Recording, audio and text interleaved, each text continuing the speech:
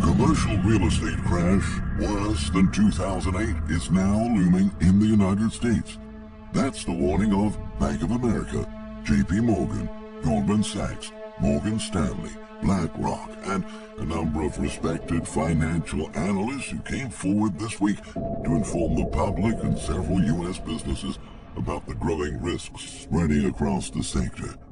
In recent years, commercial real estate has already been in huge trouble due to rising vacancy rates, soaring interest rates, declining property values, and monumental piles of debt.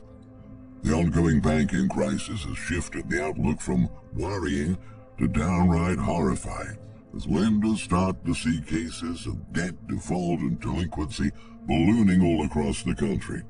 Today, we reveal the details of this alarming crisis and the impact it will have on the lives of everyday Americans, U.S. companies, and the overall economy. But before moving on, we kindly ask you to support our work with a thumbs up, and don't forget to subscribe to our channel so you don't miss our upcoming videos. If there is anything the commercial real estate market doesn't need now, it's a banking collapse.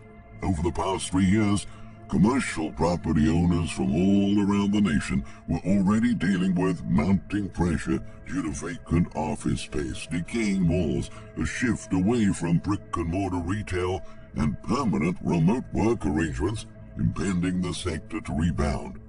More recently, the Federal Reserve's aggressive campaign to raise interest rates elevated borrowing costs and lowered some building values around the U.S. by almost 70%. But what they're facing right now is much worse than anyone anticipated. With U.S. banks at risk of experiencing cascading systemic failures, beleaguered banks are getting far more aggressive with lending arrangements, giving commercial real estate landlords even less room to breathe as they try to refinance a mountain of loans coming due. Earlier this month, Goldman Sachs said in an analyst note, the recent stress in the banking sector has fueled growing concern about spillover effects on the commercial real estate industry.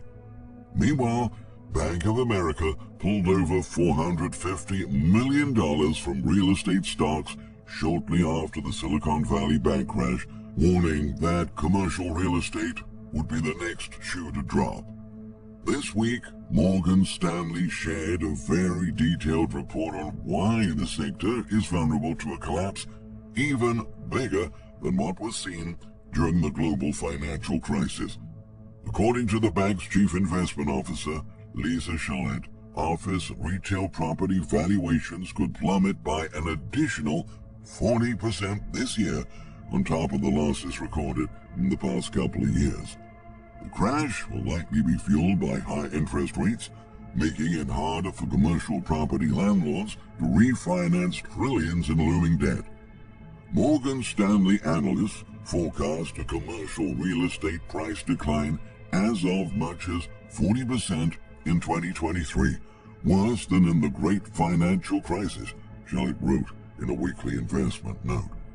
The executive explained that over 50% of the $2.9 trillion in commercial mortgages will need to be renegotiated in the next 24 months, when new lending rates are likely to be up by 350 to 450 basis points. This year alone, roughly $270 billion in commercial mortgages held by banks is set to expire, according to data released by Trepp. These kinds of challenges can hurt not only the real estate industry, but also entire business communities related to it, stresses Chalette. Refinancing risks are front and center for commercial property owners, a separate Morgan Stanley note said. The maturity wall here is front-loaded, so are the associated risks.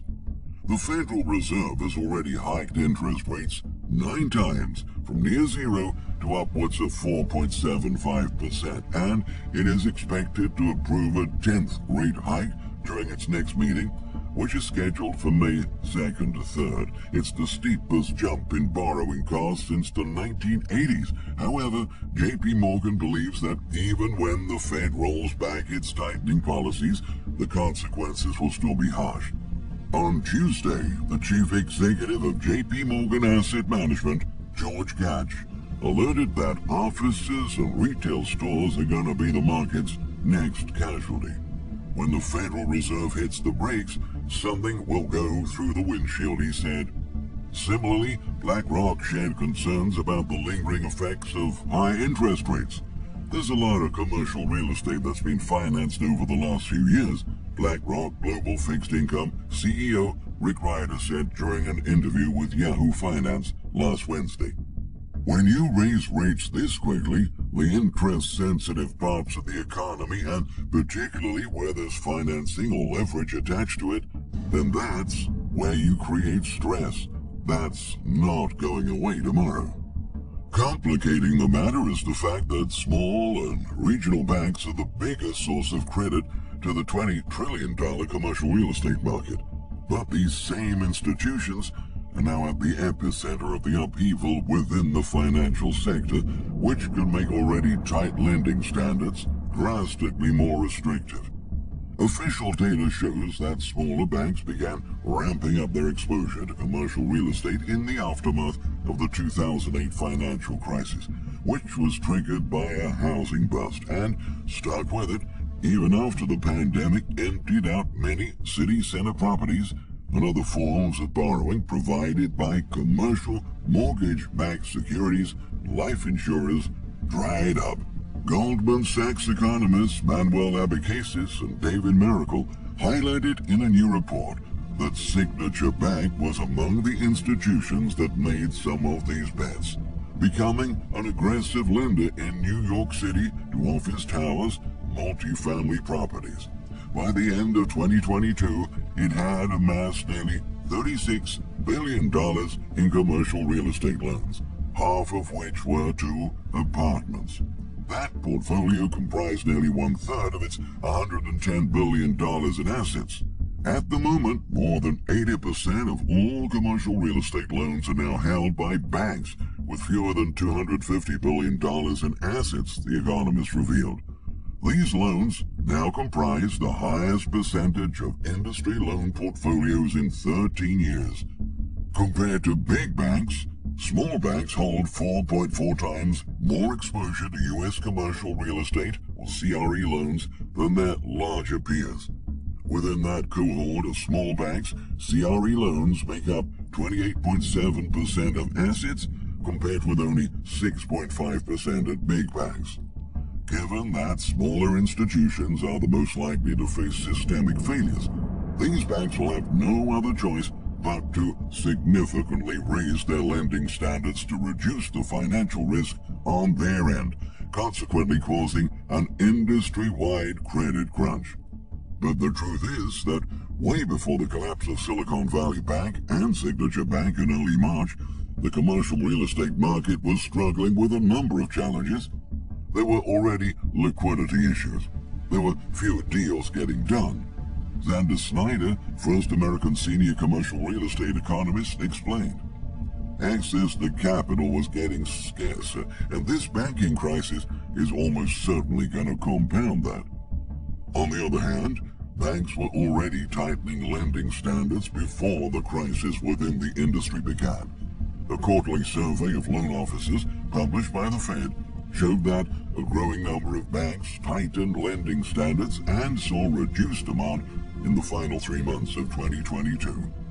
Bank lending standards had already tightened significantly over the last few quarters to levels previously unseen outside of recessions, presumably because many bank risk divisions shared the recession fears that have been widespread in financial markets, Goldman added. More tightening of lending standards expected as a result of new bank stresses could also depress economic growth this year, the bank forecasted. It also means that some overvalued properties could experience price declines much steeper than what Morgan Stanley is predicting. According to Patrick Carroll, the CEO of the real estate investment firm Carroll, the market is looking at a dire outlook. Unfortunately, in the situation we're in, prices need to bottom out, and they haven't bottomed out yet, Carroll said in an interview with CNBC. Many overlooked areas of commercial real estate, including hotels, could be destroyed, he said. It's gonna be ugly. It's gonna be at least as bad as 08 and 09, Carroll said, echoing the worries of major Wall Street banks. Sellers are not realizing how much their properties have lost value, and they're not willing to dump their properties yet because they haven't felt enough pain. They're about to start feeling pain. These lenders are absolutely screwed, Carroll emphasized. Storm clouds are absolutely building, says Mark Grinnis, EY America's real estate, hospitality, and construction leader. His firm reports that since 2021, office loan delinquencies rose by 44%, while the number of loans in special servicing rose by 55%.